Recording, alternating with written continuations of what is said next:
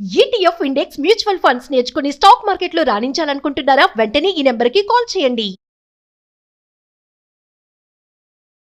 నమస్తే అమ్మా. నమస్తే అమ్మా. అమ్మ, గురు పౌర్ణమి ఈ రోజు యొక్క విశిష్టత, చేయాల్సిన పనులు. అమ్మా, గురు పూర్ణిమ అన్నది గురువుని గౌరవించుకోవడానికి ఏర్పాటు చేయబడినటువంటి రోజు అని మనం చెప్పుకుంటూ ఉంటాం. నిజానికి గురు పూజ ఉత్సవాలు ఈనాడు చేయాలి, గురువుని పూజించడానికి తగినటువంటి రోజు. కొన్ని గ్రంథాలను అనుసరించి ఈనాడు మనకి వేదాలను అందించినటువంటి వేదవ్యాసుడు అవతరించిన రోజు అని చెప్తారు. మరి కొంతమంది అది కాదు,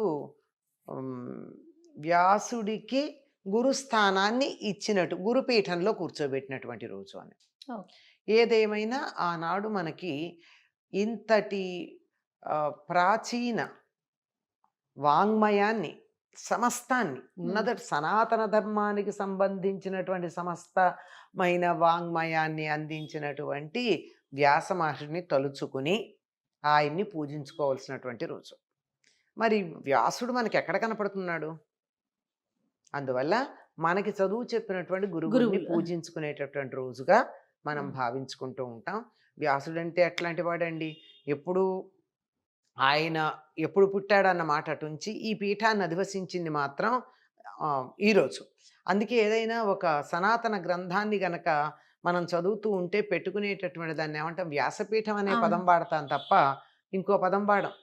అటువంటి వ్యాస మహర్షి ఎంతటి మహానుభావుడంటే, రాసులు రాసులుగా పోసి ఉన్నటువంటి వేదాలని వేటికవి విడివిడిగా చదువుకోవడానికి వీలుగా ఉండేటట్టుగా విడదీశాడు. అందువల్ల ఆయనకి వ్యాసుడు అని పేరు. వ్యాసుడు అంటే చక్కగా విశ్లేషణ చేసి ఎనలైజ్ చేసి మనకి ఇచ్చినటువంటి వాడు.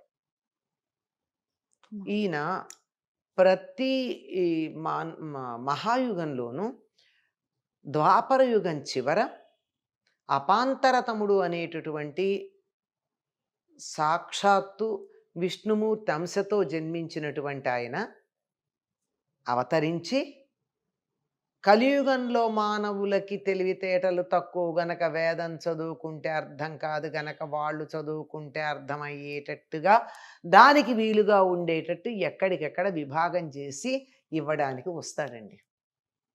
అన్ని యుగాల్లోనూ, అన్ని మహాయుగాల్లోనూ. ఆ లెక్కన మనకి జరుగుతున్నటువంటిది 28వ మహాయుగం గనక ఈ 28వ మహాయుగంలో అవతరించినటువంటి అపాంతరతముడే ఈ కృష్ణద్వైపాయన వ్యాస మహర్షి.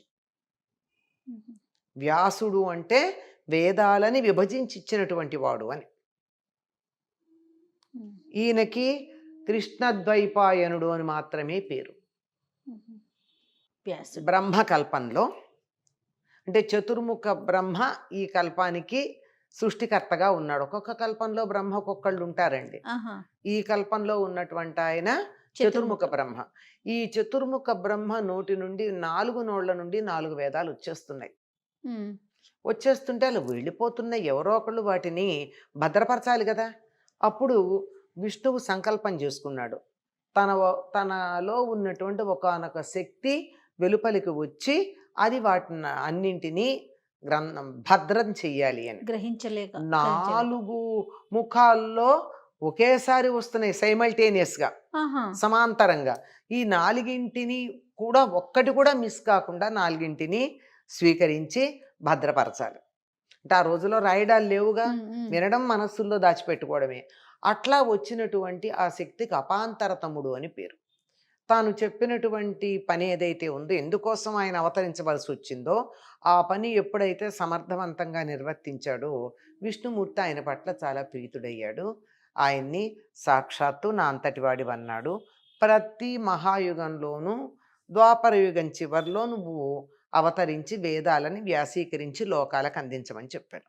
అసలు వేదం అంటే ఏమిటి? విత్ అంటే తెలుసుకొనుట, జ్ఞానము అని అర్థం. వేదం అంటే టు బి నోన్, ఏది తెలుసుకోవాలో అది వేదం. తెలుసుకొనదగినది, తెలుసుకొనవలసినది అని అర్థం. అటువంటి వేదం ఎక్కడుంది అంటే అనేక మంది మహర్షులు తమ జీవితాలంతా కూడా తపస్సులు చేసి చేసి చేసి తత్ఫలితంగా తాము దర్శించినటువంటి సత్యాలని అలా పోగులు పోగులుగా పోశారు.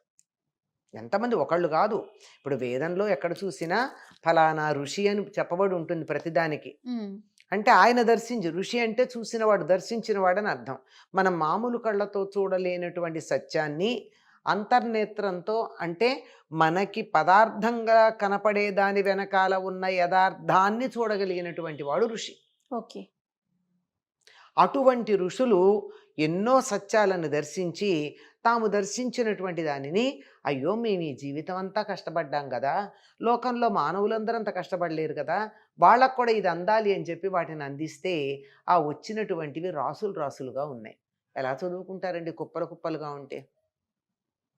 అందుకని వ్యాసుడు అలసుల్మంద ప్రజ్ఞులు అల్పతరాయువులు ఉగ్రరోగ సంకలితులు కలియుగంబున మానవుల్ సత్కర్మంబులెవ్వియు చెయ్యజాలరు అని బాధపడ్డాడు పాపం.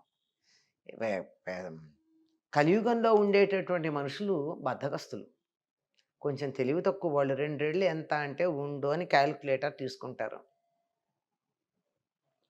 అల్పతరాయువులు, చాలా తక్కువ ఆయుర్దాయం, 120 ఏళ్ళు బతకడం ఎక్కడుంది మనకి. అల్పతరాయువులు, ఉగ్రరోగ సంకలితులు, ఎప్పుడు ఏ భయంకర రోగం వస్తుందో మందులకు అందంది తెలియదు కలియుగంలో. పోనీ మంచి పనులు చేస్తారని సత్కర్మం బులెవ్వియు చెయ్యజాలరు, ఏం చేయరు. మరి అట్లాంటి వాళ్ళకి ఎలాగ ఇంత చదువుకోవడం కష్టం కదా.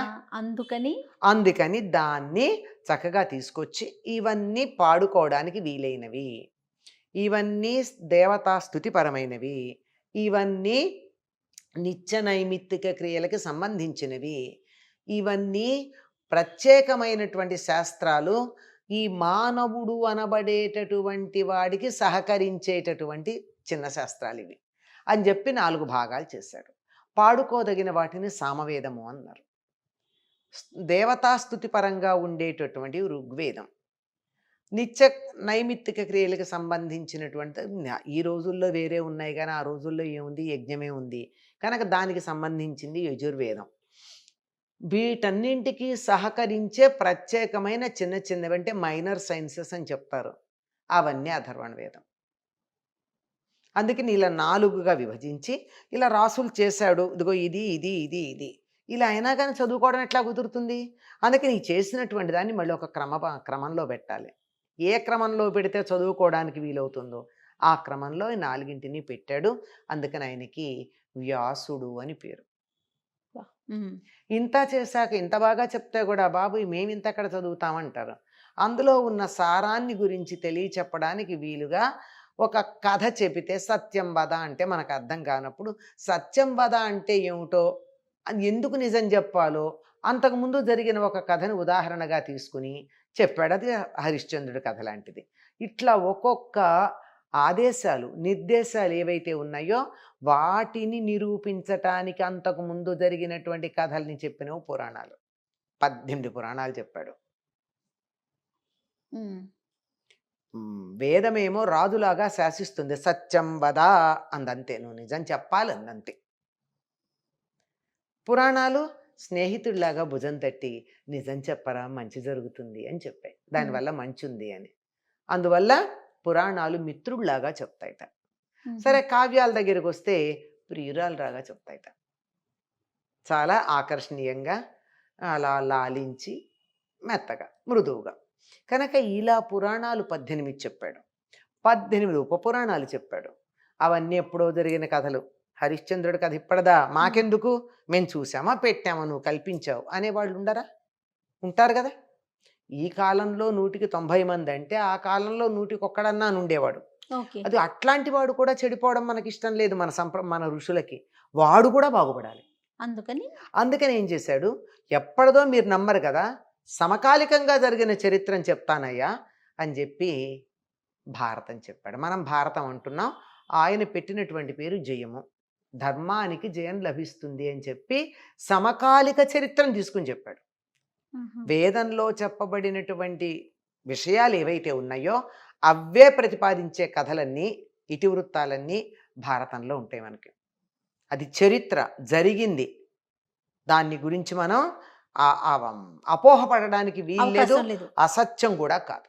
ఓకే. ఇదంతా అయ్యాక ఇంకా ఆయనకి దిగులేసిందిట. ఏమిటంటే వంటంతా అయింది కానీ ఉప్పు లేదు అందులో. ఓ. ఉప్పు ఉంటే కదా నాలుకకి రుచి తెలిసేది. ఆఖరికి తీపి చేసేటప్పుడు కూడా అందులో పంచదారతో ఏదన్నా తీని పదార్థం చేస్తే ఇంత చిటికెడు ఉప్పు వేసి. ఉప్పేస్తారు నాలుకకి తెలియడానికి. అది లేదయ్యా అన్నారు. అప్పుడు భాగవతం రాశాడు. భక్తి అనేది ఆస్వాదయోగ్యంగా ఉండడానికి. ఇలా ఇన్ని రాసి మేము ఇంత చదవలేము, నువ్వు సిద్ధాంతంగా చెప్పు, మేము కొంచెం హయ్యర్ లెవెల్, పిల్లల కథలు చెప్పినట్టు కాదు మాకు అంటే బ్రహ్మసూత్రాలు రాశాడు. ఇన్ని అందించినటువంటి వ్యాసుడు గురుస్థానంలో ఉన్నాడు. అటువంటి గురువుని పూజించుకునే రోజు. ఇప్పటి గురువులు ఆ స్థానంలో ఉండగలరా? ఆయనే తనలాగా తర్వాత వాళ్ళు ఉండలేరని ఒక్కొక్కళ్ళకి అప్పచెప్పాడు. జైమిని, పైలుడు, సుమంతుడు, వైశంపాయనుడు అందరికీ తొలక భాగం అప్పచెప్పి మీరంతా దీన్ని కొనసాగించండి అని చెప్పాడు. ఆ తర్వాత వాళ్ళు అంత స్థాయి తమ శిష్యులకు లేదని దాన్ని మళ్ళీ 3-4 చెరో భాగం అప్పచెప్పారు. అట్లా రాగా ఏదో ఇంత అంతో వాళ్ళ దగ్గర వీళ్ళ దగ్గర కొంచెం ఉంది కనుక ఎవరి దగ్గర జ్ఞానం ఉంటే వాళ్ళందరూ వ్యాసుని అంశ కలిగిన వారు అని వారిని పూజించుకోదగినటువంటి రోజు, పూజించుకోవలసినటువంటి రోజు గురు పూర్ణిమమ్మ. సో గురువుకి ప్రత్యేకమైన స్థానం ఉందమ్మా కదమ్మా, గౌరవించాల్సిన రోజు. తప్పనిసరిగా ఉంది. గుకారో స్కంధకార రకారత్త నిరోధక అని. గుకారం అంటే అంధకారం, చీకటి. రా అంటే దాన్ని పోగొట్టేది. అజ్ఞానం అనేటటువంటి చీకట్లో నుంచి విజ్ఞానం అనేటటువంటి వెలుగు వైపుకి చెయ్యి పట్టుకు తీసుకెళ్లేటటువంటి వాడు గురువు. నమస్తే అమ్మా.